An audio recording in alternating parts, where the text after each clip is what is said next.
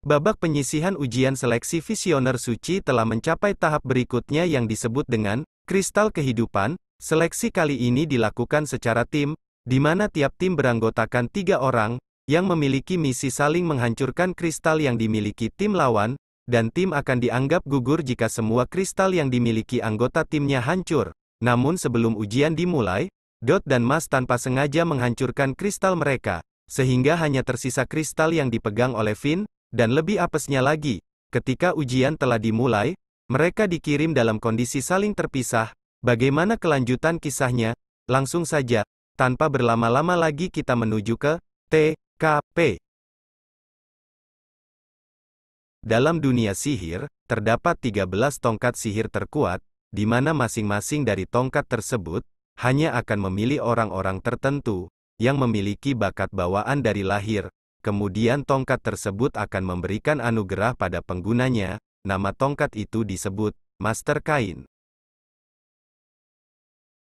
Setelah terpisah dari yang lainnya, Finn tetap melanjutkan langkahnya dengan penuh rasa khawatir.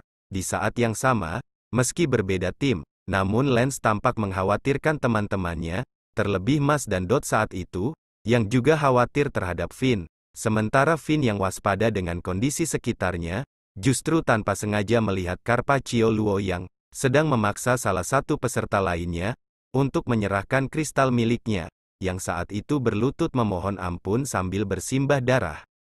Menyaksikan yang diperbuat Carpaccio terhadap murid tersebut, membuat Finn auto ketar-ketir, serta khawatir keberadaannya diketahui, sehingga dengan konyolnya, dia berkamuflase layaknya sebuah tembok. Kemudian saat Finn merasa bahwa Carpaccio telah pergi, dirinya pun menjadi lega, namun mendadak Carpaccio muncul di belakangnya.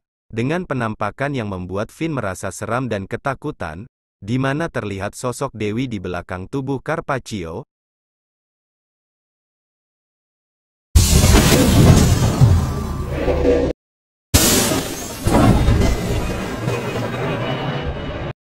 Namun anehnya, saat itu Carpaccio ternyata mengenali Finn, yang dia anggap sebagai murid lemah, yang tidak pantas berada di Akademi Easton, serta kemungkinan keberadaannya di Akademi tidak lebih dikarenakan koneksi dari kakaknya, Rain Ames, yang memiliki bakat berbeda jauh dengan Finn.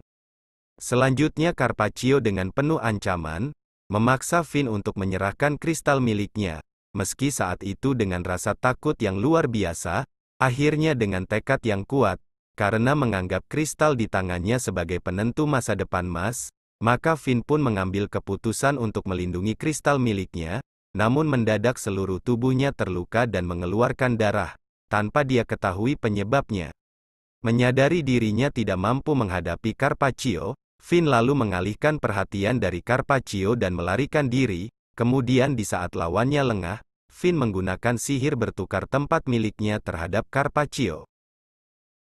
Sementara di tempat lain, terlihat Mas yang berlari menuju ke tempat Finn berada, serta Makaron yang menganggap Mas, Lance dan juga Carpaccio sebagai 3 orang yang paling menonjol dalam ujian, dengan posisi Carpaccio sebagai murid jenius dengan bakat nomor 1, yang dipilih oleh tongkat sihir kelas harta nasional, yang dia perkirakan juga memiliki motif sama seperti dirinya, yang terpengaruh oleh Order Madel.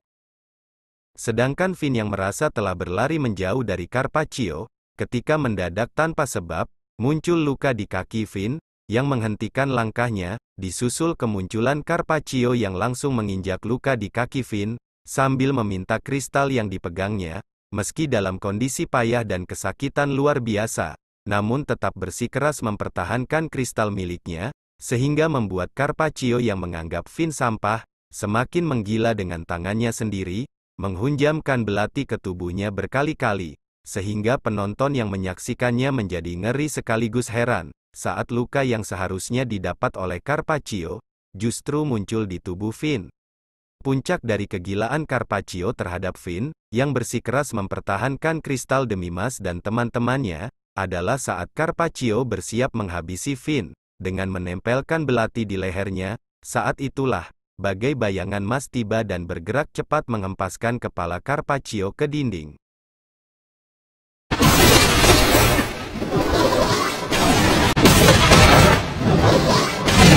Meski kepala Carpaccio telak menghantam tembok, namun anehnya, justru kepala Maslah yang berdarah. Bahkan saat kedua kalinya Mas menendang kepala Carpaccio, kembali secara aneh, serangan tersebut kembali kepada Mas, sementara Carpaccio sendiri lalu menjelaskan, mengenai dirinya yang tidak pernah mengalami rasa sakit. Hal itu disebabkan oleh tongkat sihirnya yang spesial, yang mampu memindahkan kerusakan yang dia dapat kepada lawan dengan sihirnya, serta memindahkan luka yang dia dapat kepada lawannya, sedangkan rasa sakit yang Carpaccio terima, akan langsung diserap oleh tongkatnya, di mana semua itu bukan dalam kendalinya, melainkan anugerah yang disebut, ketidakmampuan untuk terluka yang dimiliki Master Kain, tongkat sihir terkuno.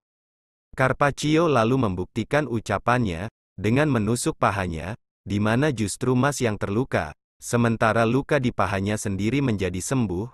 Carpaccio pun menambahkan ucapannya, bahwa sejak dilahirkan, dirinya tidak pernah merasakan sakit. Mendengar hal itu, kepala sekolah akademi pun mengakui talenta Carpaccio, sebagai murid baru yang berkualitas.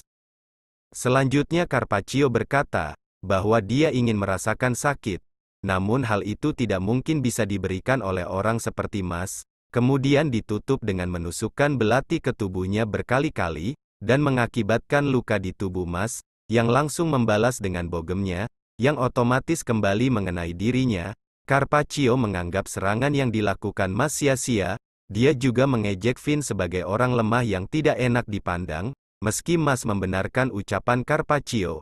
Namun jika Carpaccio mentertawakan dan merendahkan Finn, maka Mas tidak akan mengampuninya, karena bagi Mas, Finn dengan kelemahannya itu.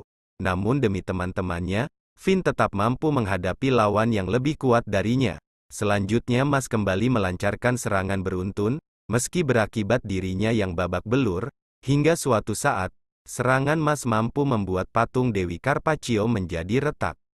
Di saat hal tersebut membuat Carpaccio menjadi terkejut sekaligus heran, terdengar Mas berkata, bahwa jika Carpaccio menyadari bahwa Mas jauh lebih kuat ketimbang dirinya, apakah dirinya masih bisa sekuat Finn dan menghadapinya secara langsung?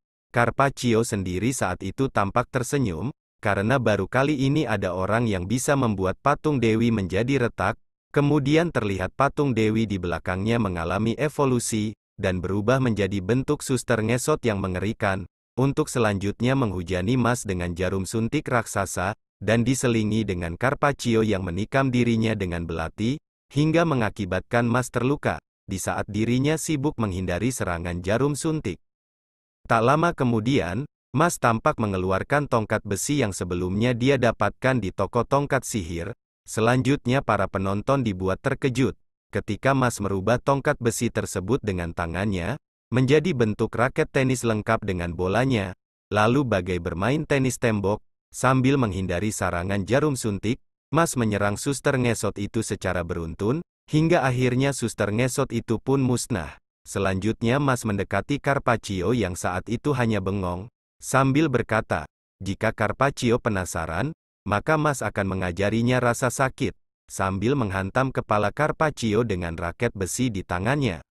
Kemenangan telak Mas dengan tekniknya yang di luar nurul terhadap Carpaccio, si jenius yang dipilih Master Kain, membuat seluruh penonton di tribun menjadi heboh dan tak percaya. Sementara Carpaccio yang tergeletak akhirnya menyadari, perbedaan dirinya dengan Finn dalam menghadapi rasa sakit, sangatlah besar dan juga membuatnya kalah telak, sambil hanya bisa menatap Finn yang dipapah oleh Mas.